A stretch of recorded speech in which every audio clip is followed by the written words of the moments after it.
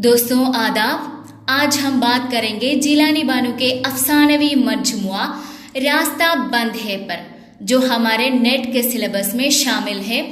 अफसानवी मजमुए रास्ता बंद है में एक नॉवलेट है, 6 अफसानचे और 15 अफसाने समेट कुल 22 तहरीरें हैं।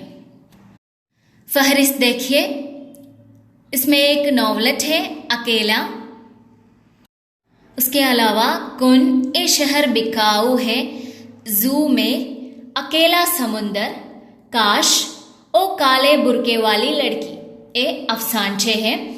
उसके अलावा बाकी जो भी है वो अफसाने हैं। आइए तफसील से देखते हैं। कुन किताब की इब्तिदा इसी अफसानचे से है, जिसमें झूठ, मायूसी और एटमी हथियारों से पाकी की तमन्ना के साथ कुन की सदा सुनने की आरजू की गई है। कुन का माना है वजूद में आना, यानी वो लफ्ज जब अल्लाह ताला ने ये आलम बनाने को मंजूर हुआ तो फरमाया गया। कुन मेरे ऊपर एटमी हथियारों के बादल छाए हुए हैं, क्या एक पल में ये दुनिया मिट जाएगी? झूठ और मायूसी का अंधेरा फैला हुआ है। मैं सर उठाए आसमान की तरफ देख रही हूँ। कोई वादा, कोई मुजिजा, फिर एक बार कुन की सदा क्यों नहीं आती? नन्ही रिमशा ने मेरे हाथों से कलम छीन लिया है। वो सफ़ेद कागज़ पर झुकी कुछ लिख रही है। मैं इंतज़ार कर रही हूँ कुछ तो लिखूं के हुरूफ चमक उड़े, कुछ तो बोलूं के रोशनी हो जाए। दूसरा है अफसाना अब्बास ने कहा। एक न्यूज़ रीडर इराक जंग अव्वल, जो जॉर्ज बुश के अहद हुकूमत में हुआ था, उसकी खबरें सुना रहा है। दरमियान में वो 2-3 नामा निगारों मनीष, अहमद और नदीम से बात करता, मनाज़िरे लाइव दिखाता और कुछ मजलूमों की बातें सुनाता है। बागदाद शहर बर्बाद हो चुका है। इस अफसाने का एक अहम किरदार है अब्बास। पूरा नाम है उनका अली इस्माइल अब्बास। वो 10-11 बरस का जख्मी बच्चा है। वो जख्मियों को पानी पिलाया करते थे। अमेरिका ने उसके दोनों हाथ काट दिया, फिर भी वो हौसला रखती है और बहुत बहादुर बच्चा है। उसका कहना है बुश ने हाथ काट दिए हैं, मगर मैं उसे लात मार सकता हूँ। अफसाना एक दोस्त की ज़रूरत है। चंद दोस्त बैरिस्टर सुरन Singh, DIG Ramesh Chandra, cardiologist doctor नायक, उर्दू प्रोफेसर इम्तियाज़ अली, शायर राशिद नियाजी, रियाज और वेंगिट जो दोस्त है। इतवार का दिन वो लोग रमेश के घर बैठे खेल रहे थे। हफ्ते भर की थकावट और बोरिंग कम करने के लिए सब मिलकर खूब हंसते हैं। वो लोग एक इश्तिहारा देखा कि किसी को एक दोस्त की ज़रूरत है, तो क्या किया, इन दोस्तों का ग्रुप मिलकर उसे मिलने गया। ये इश्तिहारा दिया है 65 साला श्याम ने। इश्तिहारा क्या है? उसे एक दोस्त की ज़रूरत है। श्याम ने इश्तिहारा दिया है कि उसे एक दोस्त की ज़रूरत है। श्याम एक आर्किटेक्ट है, इल्म, अदब, आर्ट और संगीत का शौकीन है। उसका बेटी है नीना, जो शादी करके अमेरिका जा चुकी है। बेटा राम, जो एक कंप्यूटर इंजीनियर है। बीवी है निर्मला, जो मशहूर आर्टिस्ट है। वो अपने दोस्त मशहूर गिलोगार राजन सिन्हा के साथ कश्मीर गई है। श्याम का कहना है कि वो सिर्फ अपनी महरूमियाँ और श्याम की हिमाकतें याद रखी हुई है। इस अफसाने में जिलानी बानो ने आजकल की जो हालात है, आजकल इंसान की जो हालात है, वो बयान किए गए हैं। सब कुछ होने के बावजूद भी, अपने परिवार होने के बावजूद भी सब लोग अकेला है, अकेलापन महसूस हो रही है सबको। अपने परिवार होने के बावजूद, बीवी बच्चा होने के बावजूद भी सब अकेला महसूस हो रही है। अपने दिल की बात कहने के लिए किसी को कोई نہیں ہے۔ اسی بات کو بیان کیا ہے اس افسانے میں۔ شیام کا کہنا ہے، میں نے ایک گھر بنایا کہ جب ساری سنسار میں جھوٹ، بے ایمانی، ناانصافی کا اندھیرا چھا جائے گا، اپنے گھر کے چراغ سے سچائی اور پیار کی لو بڑھا دوں گا۔ مگر جھوٹ، بے ایمانی، خود عرضی کی آندھی میں سارے چراغ بجھ گئے ہیں، میرے ہاتھوں سے ہر چیز گر کے ٹوٹ چکی ہے۔ شیام کا کہنا ہے، میں تو اپنے دل کا حال اپنے آپ کو سنانا چاہتا ہوں۔ اور ایک افسانہ ہے، درشن کب دو گے؟ فسادات اور مذہبی لوٹ کسوٹ اس کا موضوع ہے۔ ساتھ ہی فسادات جیسے حادثات کو فنڈ جمع کرنے اور اس کو بہترین موقع بنا کر کیش کرنے والوں پر طنز ہے۔ مشہور کردار ہے اس کے، جو مشہور کردار ہے شہر کے بہت بڑے بزنس مین راشد اور اس کی بیوی مسز راشد، جو اپنی کالونی کی مخالف فرقہ وارانہ کمیٹی کی ممبر ہے۔ اور ایک کردار ہے حسن بانو، جو کالج کے ہسٹری کا پروفیسر ہے، ان کا شوہر ایک شاعر ہے۔ ایک قول دیکھیے، آج کل تو ہر تیوہار دوسروں کی موت کا پیغام بن کر آتا ہے، ایک حسن بانو کا قول ہے۔ اس کا ایک اور قول ہے، بات یہ ہے کہ راشد صاحب کہ خدا تک پہنچنے کے لیے اب مذہبی سب سے بڑی رکاوٹ بن گیا ہے۔ اب ہم خدا کے نام پر مذہب کے تقدس سے کھیل رہے ہیں۔ کل رات ہمارے گھر مرزا غالب اور عصمت چوتھائی آئے تھے۔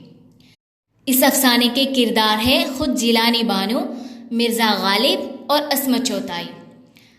جیلانی بانو خواب میں مرزا غالب اور عصمت چوتھائی کو دیکھا کہ وہ لوگ بانو کے گھر آئے۔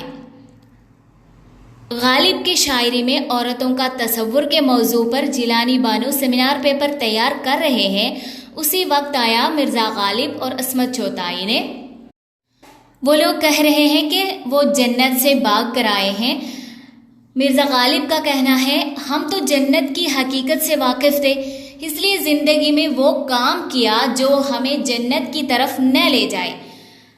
ایک شعر بھی دیا ہے، قیامت کو جرمانے شاعری پر میری سر سے میرا ہی دیوان مارا۔ مرزا غالب جنت میں جانا نہیں چاہتے تھے، پھر بھی اس کو جنت ملی۔ غالب کا کہنا ہے کہ غالب کو اس لیے جنت ملی کہ میرے اعمال میں لکھ دیا کہ غالب کا کلام سننے کے بعد بہت شاعروں نے شاعری کرنے سے توبہ کر لی۔ اس طرح ان شاعروں کا کلام مشاعروں میں سننے کے عذاب سے غالب نے اتنے لوگوں کو بچایا ہے، اس لیے جنت کے دروازے اس پر گول دیے جائے۔ عصمت چوتھائی کو بھی جنت ملی ہے، اس کے وجہ یہ دیکھیے اقتباس، وہ جو لحاف میں چھپے رہتے تھے، عصمت نے ان پر سے لحاف اٹھا دیا۔ ایک کام کوئی اور نہیں کر سکا، اس لیے جنت کے دروازے عصمت چوتھائی کے لیے گول دیے گئے۔ عصمت چوتھائی نے اکبر آبادی پر بھی عورتوں کی تعلیم اور پردے کی مخالفت کی وجہ سے طنز کیا ہے۔ ایک اقتباس دیکھیے، بانو جنت تو صرف مرد کے لیے ہے، عورت کو نظر اڑانے پر دوزخ ملتی ہے، نظر جھکانے پر شوہر۔ عصمت چوتھائی کا قول ہے۔ اور ایک اقتباس دیکھیے، اسد اللہ خان، مجھے بار بار یاد مت دلاؤ کہ میں عورت ہوں، اطمینان رکھو میں عورت ہی رہوں گی۔ مرد ہر روپ میں ڈھل جاتا ہے، خدا، پیغمبر، دیوتا، راکشس، مگر عورت سچائی اور اچائی کی کسی منزل پر پہنچ جائے وہ عورت ہی رہے گی۔ یہ جیلانی بانو کا قول ہے اسی افسانے سے۔ یہ سب اس لیے بتا رہی ہوں کہ ہمارے نیٹ میں ایسے پوچھتے ہیں ایک کس کا قول ہے، ایک کس افسانے سے لیا ہے، یا پھر کس نے کہا ہے، کس افسانے کا ہے، کس نے کہا ہے، ایسے پوچھے جائیں گے تو ہمارا کام آئے گا۔ افسانہ گلے نامہ، نہ گلے نامہ ہو نہ پردے ساز، میں ہوں اپنی شکست کی آواز۔ اس شعر سے افسانہ شروع ہوتی ہے۔ اہم کردار ہے عدشا، شوہر موہن جو ایک سائنٹسٹ ہے، بیٹی گلے نامہ، اور ایک گلوکار ہے آفتاب احمد۔ موہن کو 1 سال کے لیے شکاگو یونیورسٹی کی اسکالرشپ مل گئی تو وہ تعلیم کے لیے امریکہ چلا گیا۔ عدشا 1 سال پاکستان میں رہ کر گلوکار آفتاب احمد سے سنگیت سیکھتے سیکھتے اس کے قریب ہو گئے۔ جنوری میں وہ موہن کے ہمراہ پاکستان سے آ گئی اور اگست میں لڑکی پیدا ہوئی۔ ایک خوشخبری جب موہن نے آفتاب کو سنائی تو اس نے اس کا نام گلے نامہ نگی تجویز کیا۔ 18 سال بعد ایک کہانی ماں سے سن کر گلے نامہ کو بھی پاکستان جانے کا شوق ہوا۔ موہن تیار تھا مگر عدشا نہیں، پھر بھی وہ لوگ جانے کی تیاری میں تھے کہ جنگ چڑھ گئی۔ اس افسانے کا آخری شعر ہے۔ اس شعر سے افسانہ ختم ہوتی ہے۔ ایک پتھر جو دست یار میں ہے، پھول بننے کے انتظار میں ہے۔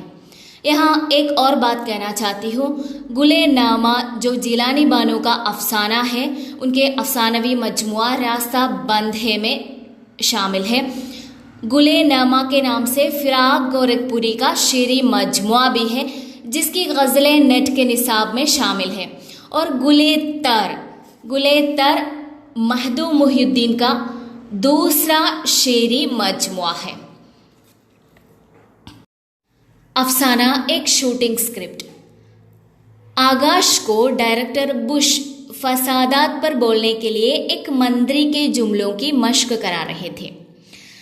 کردار ہے ایک آغاش اور ڈائریکٹر بش۔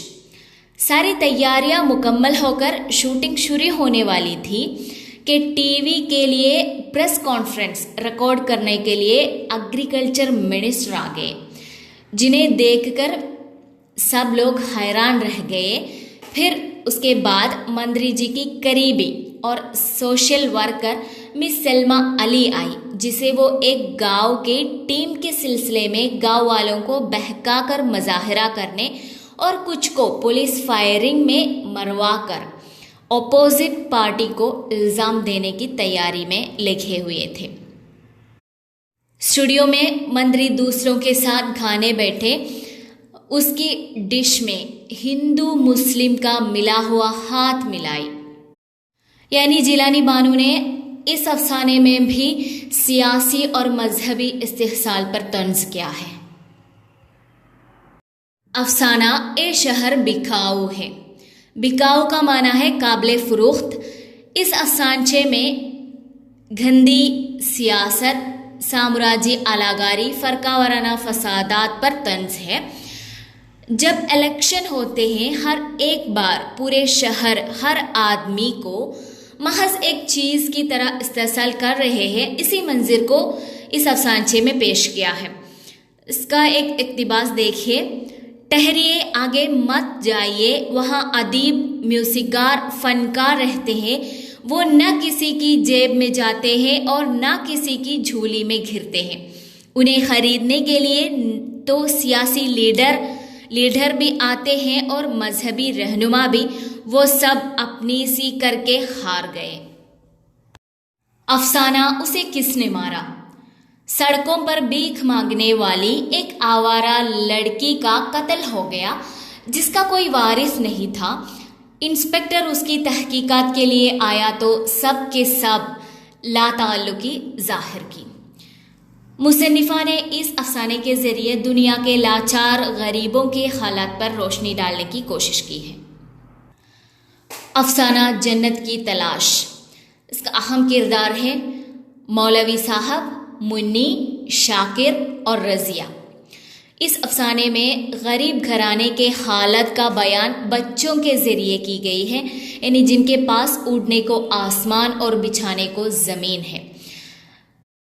یعنی بات تو یہ ہے کہ مولوی صاحب مسجد کے صحن میں بچوں کو پڑھاتے اور دوزخ سے ڈراتے۔ بچے خدا سے متعلق کچھ معصومانہ سوالات بھی مولوی صاحب سے پوچھتے ہیں۔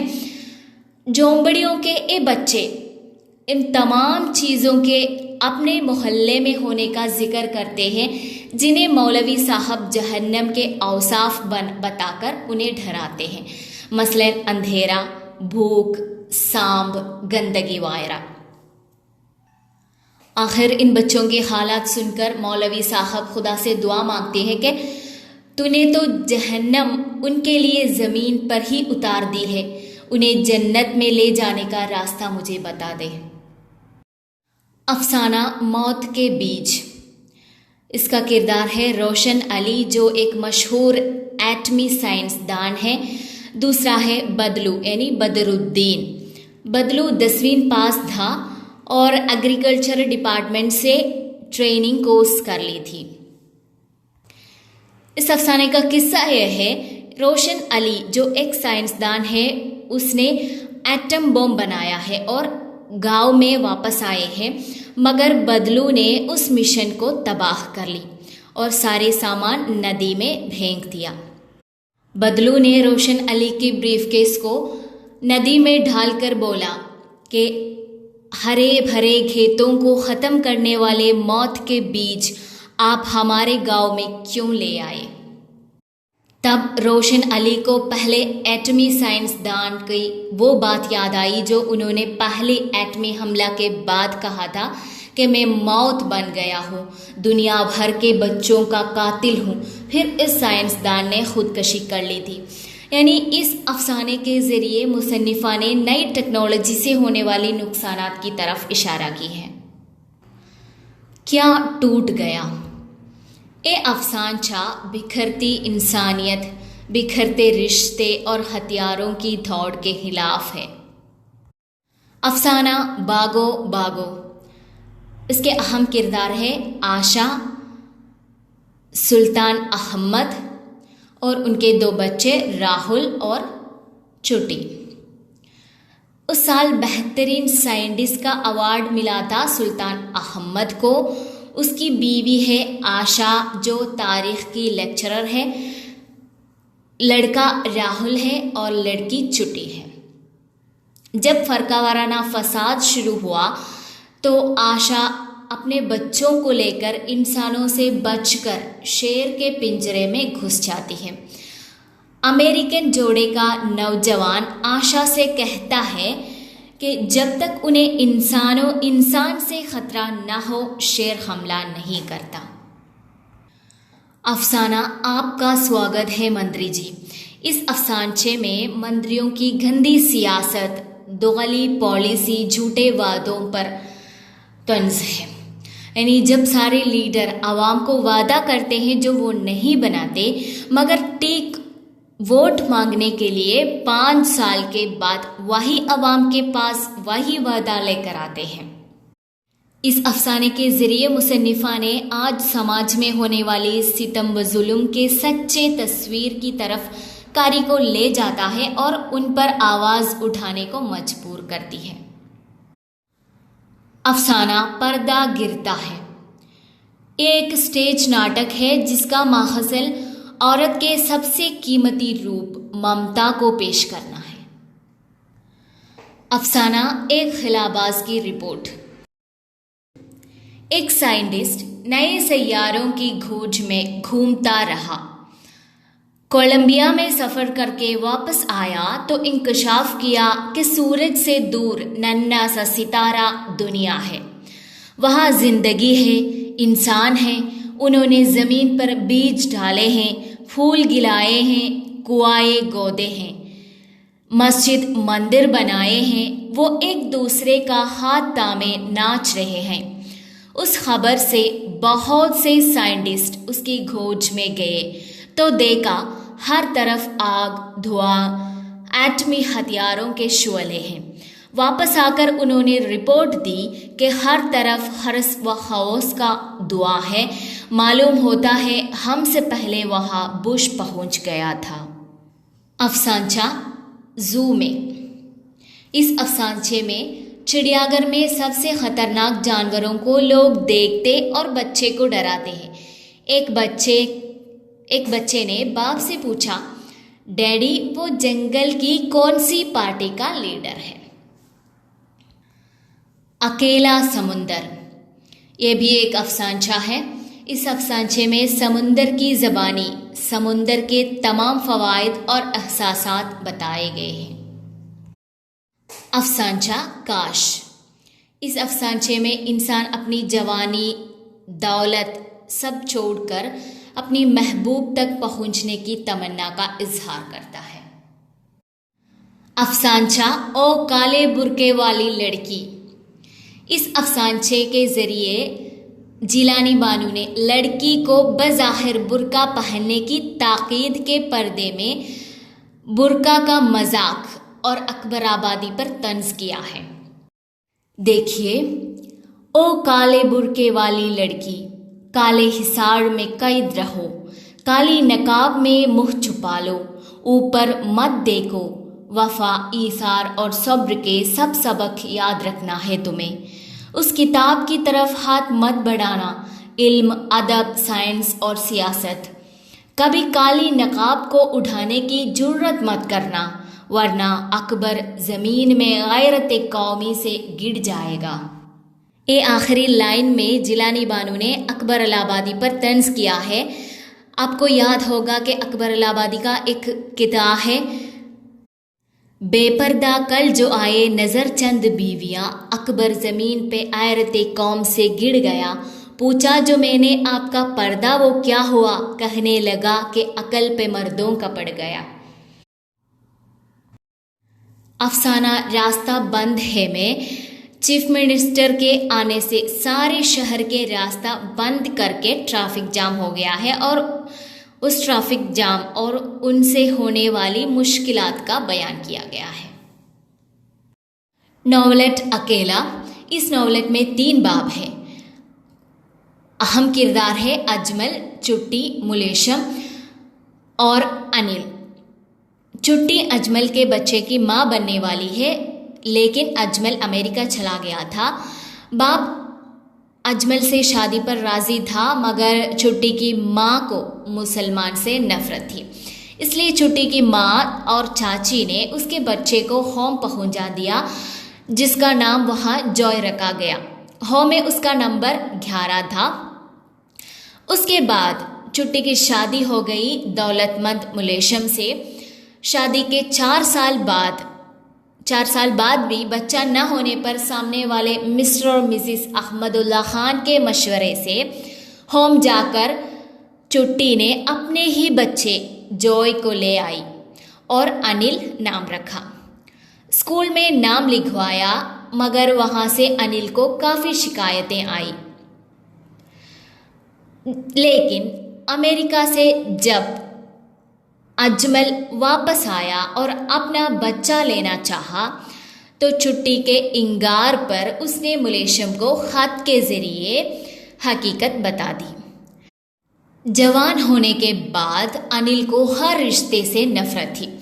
اس کا کوئی رشتہ دار نہیں تھا، البتہ اسے نئی عورتوں کے ساتھ وقت گزارنا اچھا لگتا تھا۔ جب کلب والی لڑکی کرسٹینا نے اسے بتایا کہ وہ اس کے بچے کی ماں بننے والی ہے، تو اپنے بچپن کے درد بھرے حالات سے اپنے بچے کو بچانے کے لیے اس نے کرسٹینا کو قتل کر کے خود کو پولیس کے حوالے کر دیا۔